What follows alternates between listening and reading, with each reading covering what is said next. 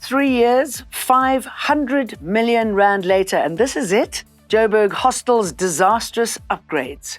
We're going to go after the show. Gayton Mackenzie to sue over coloured community crazy claims. And busted CEO caught on camera trying to bribe a journalist. EWN, in touch, in tune, and independent. Hello, I'm Jane Dutton. The Daily Maverick has exposed an apparent attempt by the suspended CEO of the Independent Development Trust to bribe one of the publication's journalists to kill a story. Daily Maverick says video and audio clips published this morning are from a meeting with Tebogo Malaka and the entity's spokesperson, Pasha Magolane. The publication says its journalist was offered 60,000 rand in cash and more rewards later if he agreed not to write the story.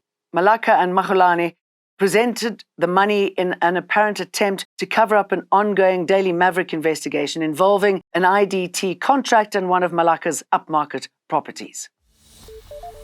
A survivor of the Lusikisiki massacre in the Eastern Cape broke down in tears as she testified at the mass killing trial that claimed her daughter's life. Ruth King's mother took to the witness stand in the Mthatha High Court, sitting in Lusikisiki. She was also inside the house when the shooting incident took place. 6 men are on trial for the massacre. They face charges of conspiracy to commit murder, 18 charges of murder, kidnapping, robbery with aggravating circumstances, unlawful possession of prohibited firearms, and unlawful possession of weapons and ammunition. She told the court that before the gunmen stormed into the home, the victims sang worship songs and held a short prayer. Staying with violence in that area, Eastern Cape police say the man wanted in connection with the double murder of 2 women shot and killed in Lusikisiki have been found dead. It's believed the suspect took his life hours after committing the crimes yesterday. Preliminary reports suggest he died from a self-inflicted gunshot wound, though police are conducting a thorough investigation. Following the double homicide, the suspect fled the scene in the family's vehicle, which was later discovered abandoned by the police. Siblings. You don't know. No, but I believe that because colors are crazy. Colours are... Patriotic Alliance leader Gayton Mackenzie plans to sue podcasters who made disparaging comments about the coloured community in an episode posted on their social media. Mackenzie has instructed legal minds within the party to submit a report to him by this evening on the steps that can be pursued. While the Open Chats podcast team has since apologized for the remarks and removed the discussion from the episode, Mackenzie says this is not enough. The podcasters refer to the coloured community as crazy and allege that incest is common. The DA says it's already reported the podcast to the Human Rights Commission. I want us to use everything at our disposal. Tonight at 7 p.m., so I can tell our people what action we are going to take. It's racism. We must never allow people to become that comfortable. If we have to say that about other races, we would have been on every front page. We are going to go after them in their personal capacity legally. We're going to go after the show. Alleged diamond dealer Louie Libenberg has been fighting for bail in the Bronkhorstspruit Magistrates Court.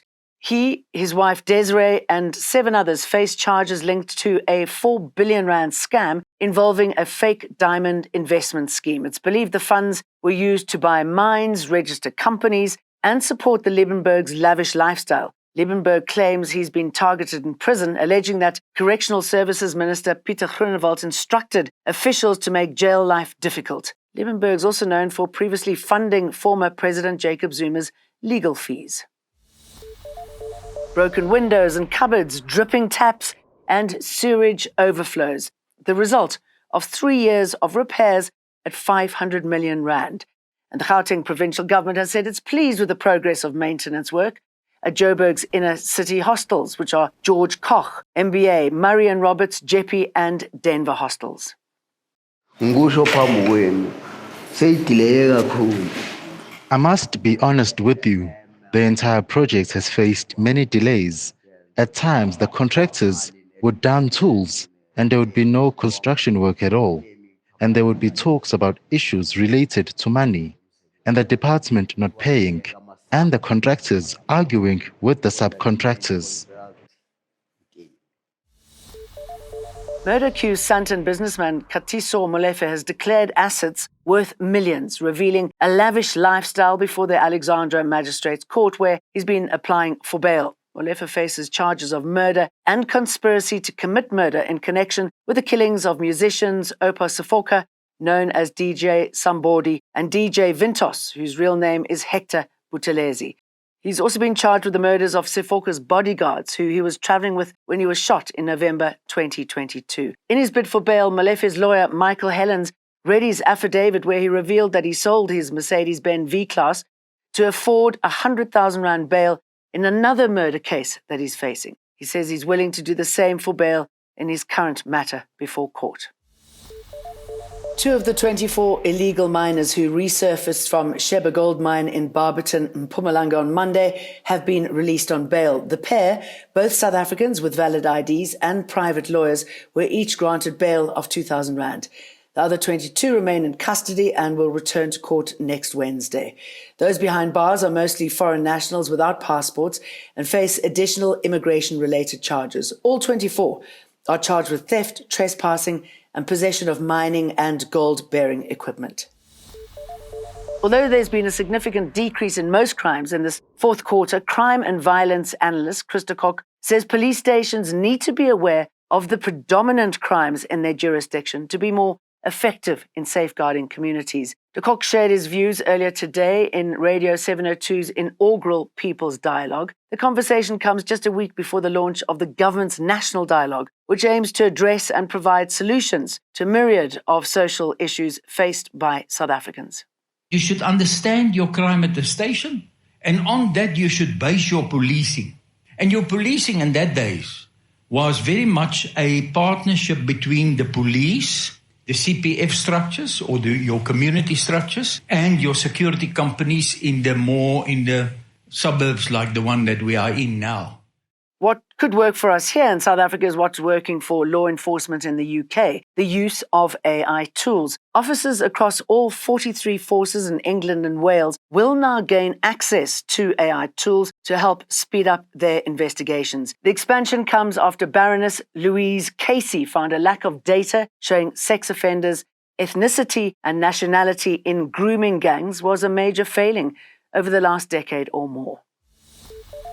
Cases of bird flu have been detected in the Western Cape, in ducks near Paarl. Initial outbreaks were confirmed in chickens in Northwest and Mpumalanga provinces. The affected birds and chickens have since been culled to prevent the spread. The Department of Agriculture has assured citizens that poultry products from grocery stores are safe for consumption. Clothing, vehicles and equipment can be contaminated with the virus via feces and other body fluids and can serve as a source of infection. The public is advised to be cautious and to avoid contact with sick and dead birds and rather just report to the local state vet or responsible conservation or municipal authority.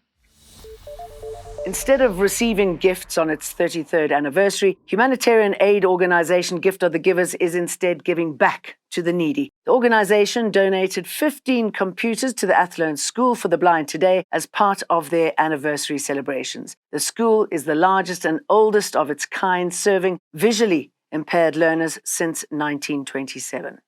Today is a milestone in our organisation, 33 years in existence. Gift of the Givers teams today, we had our celebrations at the Athlone School for the Blind. Our school has been involved with the school since May 2011. And the school raised a concern with us. They had a dream of having blind-friendly computers for the computer lab, as many learners after their matric, they find it very, very difficult at universities, at learning institutions, and especially finding work as they do not have the necessary computer skills. As a token of celebration, we have donated to the school 15 new computers, the necessary software, all made possible by the generous donation of our donors, the Elma Foundation and Infinite Data. And to extend that celebration, we gifted each child a gift bag and to the staff as well. And from all of us here, happy 33rd anniversary. EWN, in touch, in tune, and independent.